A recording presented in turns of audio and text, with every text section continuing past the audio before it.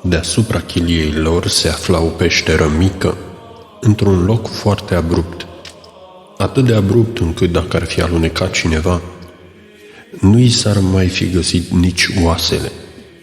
Acolo puznicea Francisc. Mergea cu binecuvântarea bătrânului Efrem și, închizându-se în ea, se nevoia cu rugăciunea minții. Stătea ore întregi și se ruga. Alteori mergea împreună cu părintele Arsenie și puzniceau într-un loc aflat pe malul mării, pe care îl numeau Salină. Odată au mers acolo și au puznicit o săptămână. Când s-au întors, bătrânul Efrem le-a spus: „Măi copii, unde mergeți voi să puzniciți? Luați-mă și pe mine ca să puznicesc." Însă acesta, din pricina bătrâneții, nu putea să-și târască picioarele. Cu multă osteneală și atenție, l-au luat pe bătrânelul mărinimos și l-au dus jos la mare, acolo unde puzniceau ei.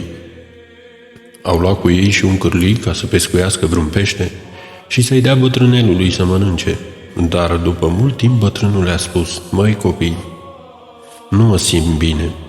Nu vreți voi să mă duceți înapoi?" Și de îndată ce l-au dus sus, s-a prăbușit doborât din pricina neputinței sale bătrânești. Tânărul Francis, deși era neînvățat cu toate acestea, nu contenea să citească scrierile părinților pentru a se folosi duhovnicește.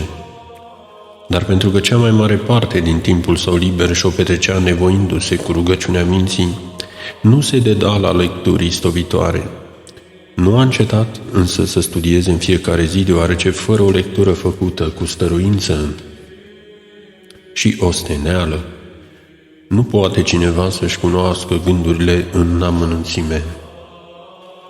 Firește, cel mai mult citea din Sfânta Scriptură, mai ales Noul Testament și Psalmii lui David.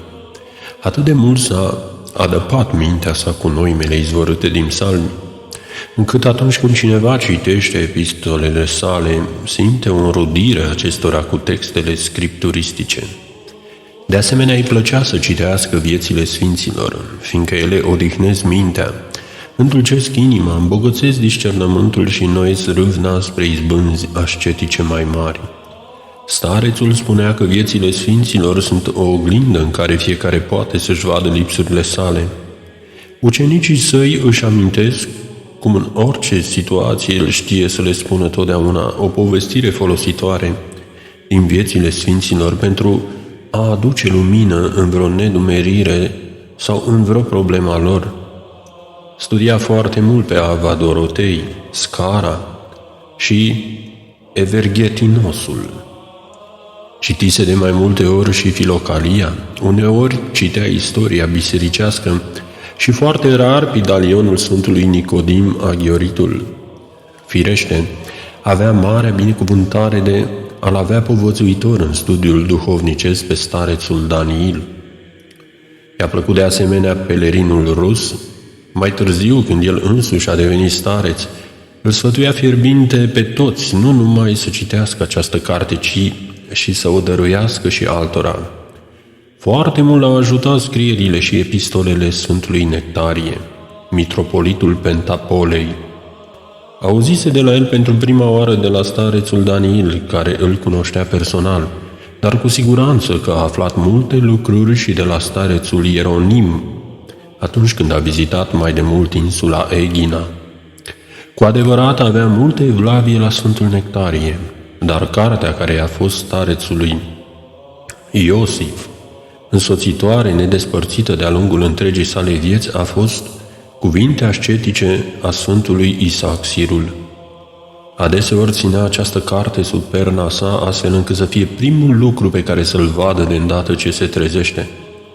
Și atât de mult a pus în lucrările, învățăturile lui, încât întreaga viața starețului Iosif a fost o carte vie a Sfântului Isaac Sirul. Toți părinții atoniți au credință neclintită, evlavie și dragoste către Preasfânta Născătoare de Dumnezeu. Aceasta le-a făgăduit să le fie egumenă, ocrotitoare, hrănitoare și maică. Pentru aceasta și ei o iubesc foarte mult, însă starețul Iosif i-a purtat Maicii Domnului încă din primii ani ai nevoinței sale. și până la dormirea sa o dragoste nemărginită. Cuvintele nu pot exprima credința, dragostea și evlavia pe care le avea către Maica Domnului. Nu există problemă sau ispită pe care să nu o lase cu credință desăvârșită în purtarea de grija Maicii Domnului. Nimic nu făcea fără să se roage fierbinte Maicii Domnului, și aceasta pentru că de multe ori simțise prezența ei. Doar simpla aducere aminte de ea îl făcea să izbucnească în lacrimi. De obicei căuta să nu fie văzut de nimeni, pentru aceasta prefera să meargă singur în paraclise, fiindcă atunci când vedea icoana Maica Domnului, cădea înaintea ei și cu râuri de lacrimi săruta Sfântul ei chip. Adeseori trecea ore întregi și el rămânea în aceeași poziție îngenunchiat și vărsând râuri de lacrimi. De aceea și Preasfânta Stăpână l-a învrednicit să adoarmă în ziua adormirii ei. Astfel, cei doi asceți au viețuit bine plăcându-i lui Dumnezeu încă aproape 2 ani departe de îndeletnicirile lumești cele deșarte. Dar deodată, ca un trâsnet venit din senin, s-a petrecut un eveniment care a dus dezbinare în întregul popor ortodox și chiar și în grădina Maicii Domnului. În 1923, guvernul grec a hotărât din motive politice să impună poporului calendarul nou. Desigur că biserica ar fi putut păstra calendarul vechi pentru anul bisericesc, însă pe data de 10 martie 1924, Arhiepiscopia Greciei a hotărât să impună calendarul iulian îndreptat și în viața ei liturgică, cu singura excepție ca perioadele triodului și penticostarului să fie rânduite ca și mai înainte. Această inovație a dus dezbinare în sânul plinătății credincioșilor și a pricinuit în biserică schizme care se mențin până în ziua de astăzi. Sfântul Munte a stat dârz în fața acestei situații critice, dar apoi, după repetate sinaxe, cu multă înțelepciune a ales soluția cea mai bună. A continuat să folosească calendarul vechi fără să întrerupă comuniunea și dependență duhovnicească de Patriarhia Ecumenică. Cu toate acestea, unii monahi din Sfântul Munte și una dintre cele 20 de mănăstiri atonite, mișcați fiind de râvnă exagerată, s-au împotrivit acestei poziții pe care a luat-o majoritatea zdrobitoare a părinților atoniți. Puținii părinți care s-au împotrivit s-au numit pe ei înșiși zelotiști și au întrerupt comuniunea duhovnicească cu patria ecumenică și cu restul Sfântului Munte. Nu participau nici la Sfintele Liturghii, nici la adunările părinților, mai ales regiunea Catunachiei a ajuns unul dintre cele mai puternice centre ale zelotiștilor.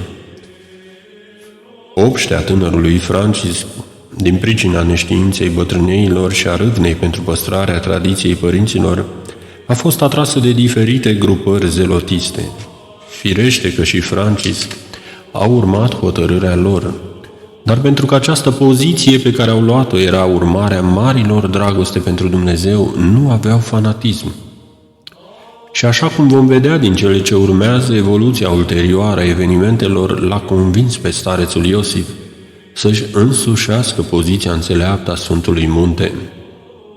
Cei 2 ucenici au continuat să trăiască cu multă jertfire de sine și nevoință lângă cei bătrânei simpli și fără de răutate. Nu a trecut mult timp și bătrânul Iosif a adormit în Domnul. Astfel, a rămas doar bătrânelul Efrem. Purtarea aleasă a tânărului Francisc l-a convins pe bătrânul Efrem de faptul că tânărul nevoitor ar putea fi înrolat în mod oficial în tagma îngerească a monahilor. Dar fiindcă erau zelotiști, conducerea mănăstirii Lavra și-o voia mult să dea binecuvântare pentru aceasta. În cele din urmă, însă, viețuirea fără de prihană a obștii a spulberat orice îndoială, astfel că data pentru săvârșirea acestui de-al 2-lea botez a fost fixată în ziua de 31 august, când se prăznuiește așezarea în raclă a cinstitului brâu, al Preasfintei Născătoare de Dumnezeu și pururea Fecioarei Maria.